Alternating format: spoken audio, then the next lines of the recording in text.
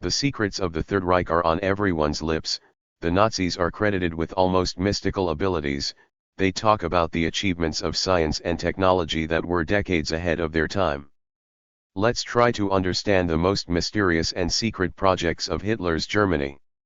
In the early 20s, a strange Tibetan monk appeared in Berlin, nicknamed in narrow circles the man with green gloves. This monk, through the press, surprisingly accurately predicted many future political events. He became famous in high Nazi circles and regularly hosted Hitler. It was rumored that this Eastern magician possesses the keys that open the door to the legendary country of Shambhala, where the knowledge of previous eras is stored, possessing which anyone can take over the whole world. And in Berlin itself, colonies of Tibetans professing the teachings of the Black Path began to appear.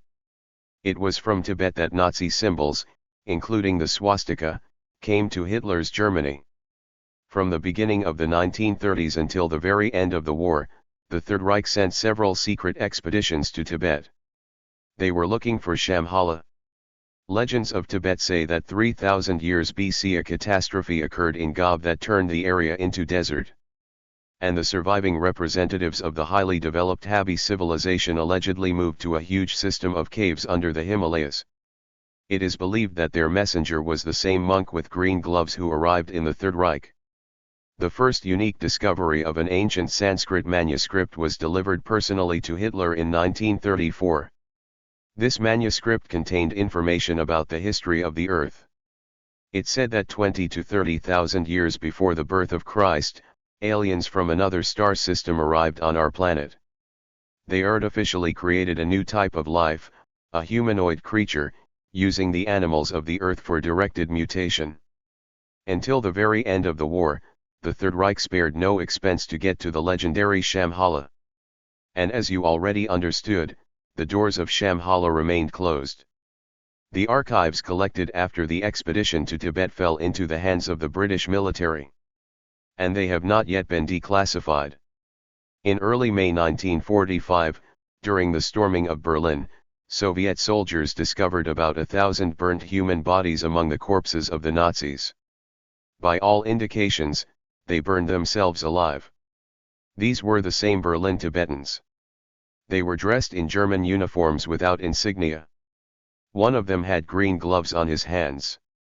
It is no secret that the Third Reich invested incredible amounts of money in scientific and technical developments. But the most secret project that the German Wehrmacht was involved in was the FA-7 project.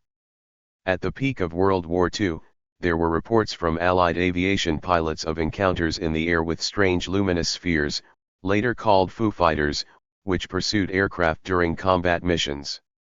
Fireballs appeared suddenly and accompanied the planes for several kilometers. Some believe that Foo Fighters were the initial link in the top-secret FA-7 project. It is believed that after serious losses of German aviation in air battles, several development teams, independently of each other, urgently began designing a flying disc. It is believed that the Nazi disc had two modifications, 17 and 46 meters in diameter. The first test flights are going well, and the project is being implemented ahead of schedule. Unusually maneuverable and developing enormous speed for those times, these discs could in the future single-handedly destroy an entire squadron. It took only a few months to complete the project. In 1945, Soviet troops approached Braga's secret factories. The developers blow up all existing flying discs and burn the blueprints.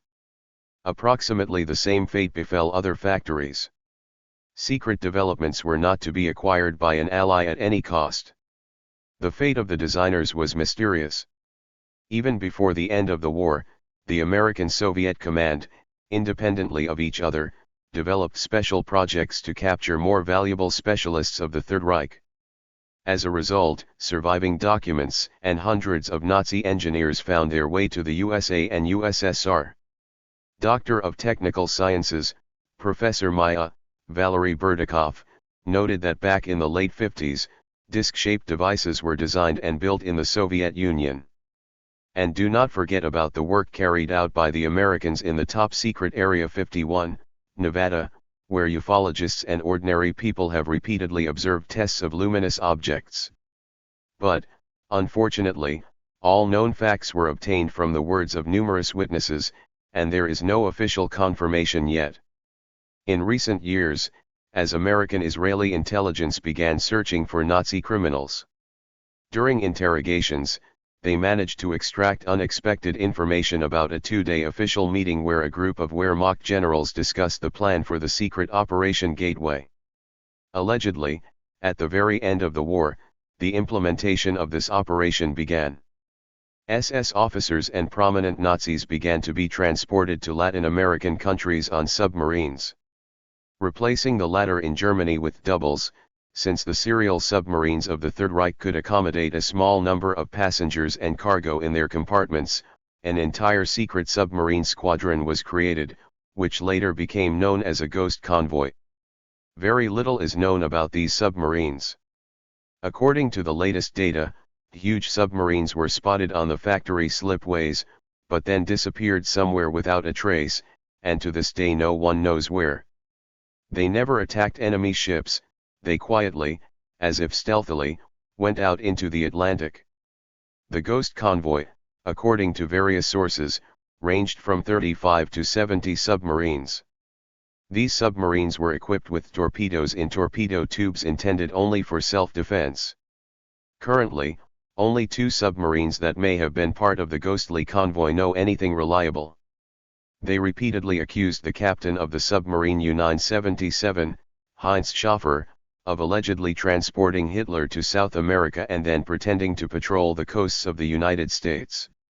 This version is supported by the fact that the autonomy of the U-977 boat is no more than 7 weeks, but even after almost 100 days of patrolling, the crew did not look exhausted. Or maybe the legendary Amber Room was taken out on one of these submarines. Who knows? It is known that even in the pre-war years, the Nazis, obsessed with finding traces of ancient civilizations, were interested in Antarctica, and in the late 30s they sent 2 expeditions to the continent. The entire territory surveyed by the Nazis at that time was called New Swabia, and it was declared part of the future Thousand-Year Reich. According to some hypotheses, it follows that in the next 5 years after the first landing, the Nazis built several secret settlements in Antarctica. The same ghostly convoy was used to transport valuable cargo. German experts believed that, according to the theory of the Earth's field, there are giant underground cavities, oases with warm air, in Antarctica. German submariners who explored Antarctica may well have been able to find such underground caves. It was there, in 1940, on Hitler's personal orders, that the construction of 2 underground bases began. And already in 1942, the first future residents, primarily scientists and specialists from the SS Complex Scientific Center, were transferred to New Swabia. It is possible that it was to the underground bases of Antarctica that the ghostly convoy delivered Hitler, who fled from besieged Berlin, and the occult relics of the Third Reich. In January 1947, the U.S. Navy launched Operation High Jump, disguised as a routine scientific expedition. An entire squadron, an aircraft carrier and 13 other warships headed to the shores of Antarctica. In total, more than 4,000 people, with a 6-month supply of food. But soon after the arrival of Queen Maud to the land, the commander of the squadron unexpectedly received an order from Washington to interrupt the operation and return the ships to their permanent bases. A year later, the European magazine Brisant reported shocking details of this operation.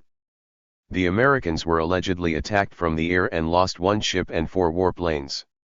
With reference to the servicemen of that operation, the magazine wrote about some flying discs emerging from under the water and attacking the Americans, about strange atmospheric phenomena and other inexplicable things.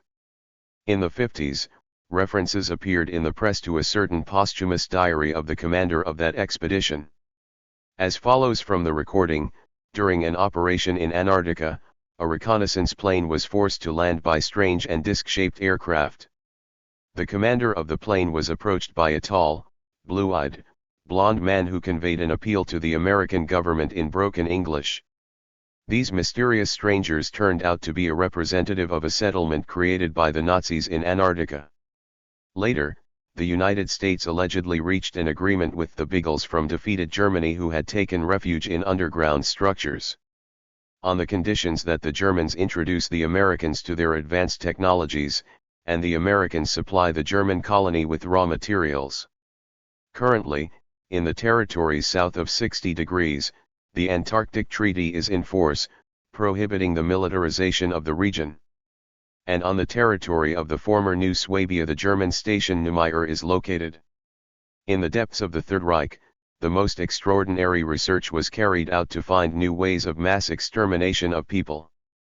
This next idea sounds more like the plot of villains in modern science fiction films than an actual project. But the leadership of the Third Reich discussed it quite seriously. We are talking about a space station named after Adolf Hitler, which could burn entire cities. The talk was about the construction of a huge mirror in Earth orbit. The project was valued at 3 million marks and was expected to take about 15 years to complete. The original purpose of the space mirror was to provide sunlight on demand to people anywhere in the world. But it was naturally assumed that Germany would win the Second World War, and then it would need a powerful argument to keep the whole world in fear.